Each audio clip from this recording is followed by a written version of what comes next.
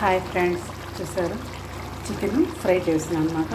ముందుగా శుభ్రంగా క్లీన్ చేసుకున్న చికెన్ని ఆనియన్, ఉప్పు, కారము, పసుపు, అల్లం వెల్లుల్లి పేస్ట్, కొంచెం ఆయిల్ వేసుకొని శుభ్రంగా నీట్గా కలిపెట్టుకోవాలి.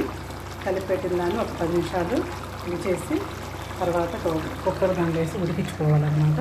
మెత్తగా ఉడికిన తర్వాత అది కొంచెం మెత్తగా అయిన తర్వాత ఇలా ఆయిల్ పెట్టి ఇలా తాలింపు చేసుకోవాలి.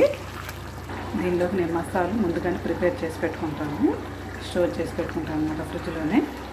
ఇప్పుడు మనకి ఉప్పు కారం సరిపోయింది లేదన్న టేస్ట్ చూసుకోవాలి.